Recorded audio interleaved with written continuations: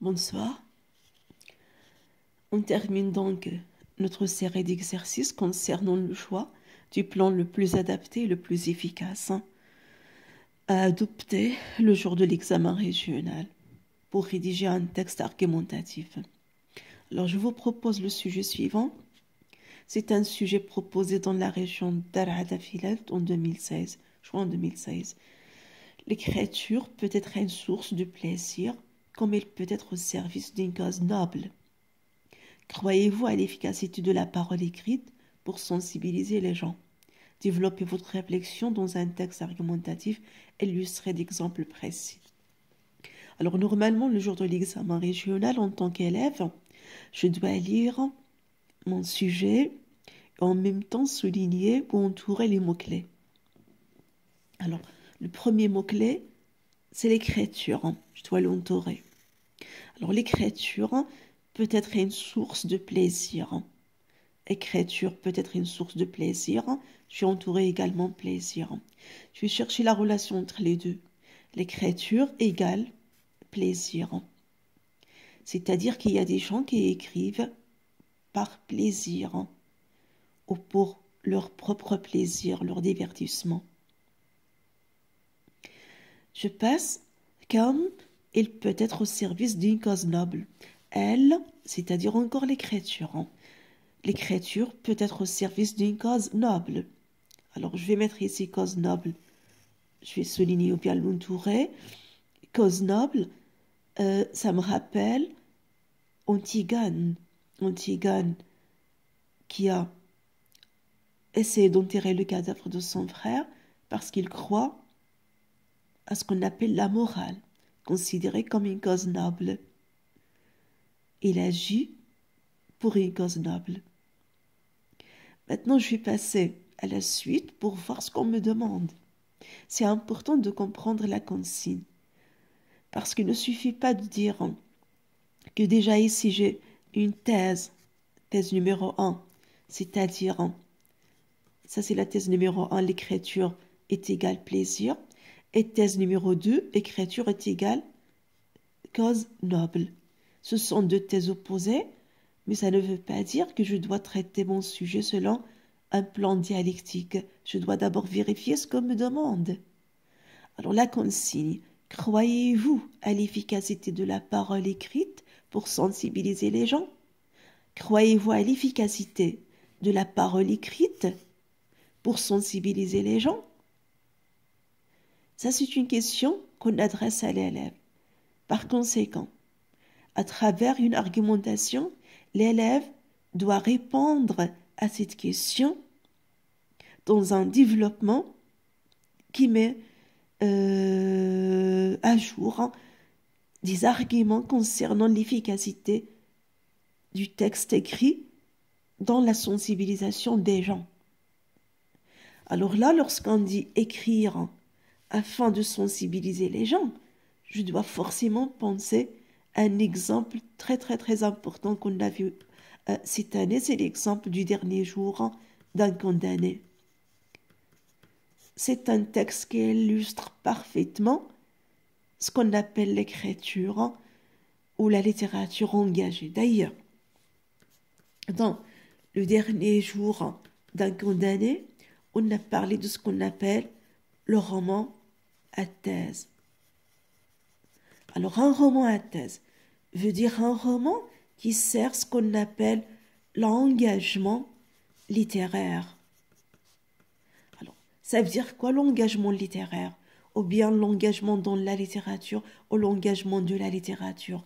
C'est-à-dire mettre ses écrits au service d'une cause, d'une idée, d'une personne, pourquoi pas.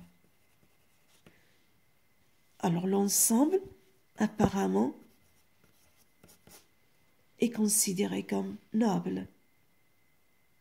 Donc je récapitule.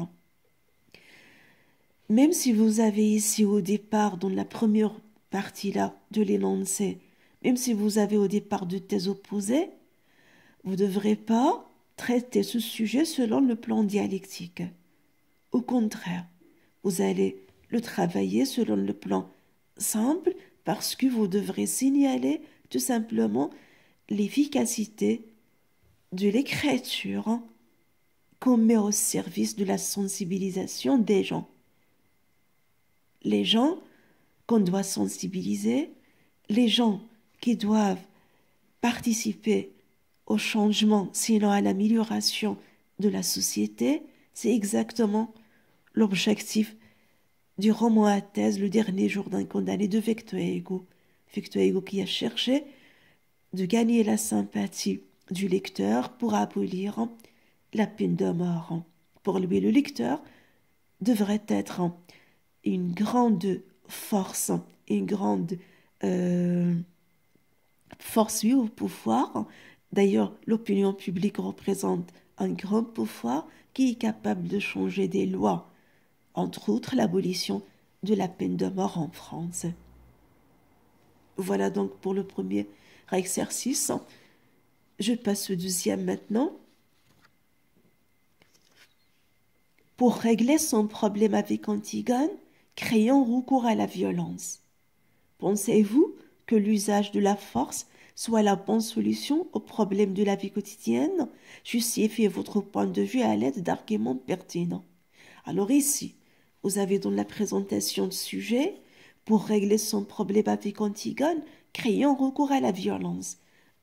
Ici, on part d'un exemple, sinon d'un fait particulier, sinon d'un cas particulier, c'est-à-dire le problème d'Antigone et de Créon. Mais on vous demande de parler de l'usage de la force que certains considèrent comme une bonne solution au problème de la vie quotidienne et d'autres, au contraire, voient qu'il est loin d'être une bonne solution. Ça aggrave la situation. Autrement dit, on peut partir d'un exemple ou d'un cas particulier pour parler d'un cas général si le raisonnement inductif. Là, ce qui est important à retenir, c'est que dans votre texte, vous allez utiliser un plan dialectique. Parce que ici, l'usage de la violence, c'est un usage partagé par différentes personnes, mais de manière contradictoire. Il y a des gens qui sont pour l'usage de la violence, tout comme Créon, mais il y en a d'autres qui voient le contraire. Par conséquent, vous allez citer la catégorie des personnes qui voient que l'usage de la force est considéré comme la bonne solution pour mettre fin au problème de la vie quotidienne. Ça, c'est la thèse numéro 1. Et puis, dans l'antithèse, vous allez passer à la deuxième catégorie de personnes qui voient que l'usage de la force est bien loin d'être une bonne solution au problème de la vie quotidienne. Et vous, en tant qu'élève, vous êtes obligé de proposer une solution intermédiaire, c'est-à-dire une synthèse entre les deux. Voilà donc ce qu'on peut dire à propos de ces sujets. J'espère que j'étais très claire. Si vous avez des remarques, n'hésitez pas à me les laisser dans la description. Et merci pour votre attention. À la prochaine vidéo.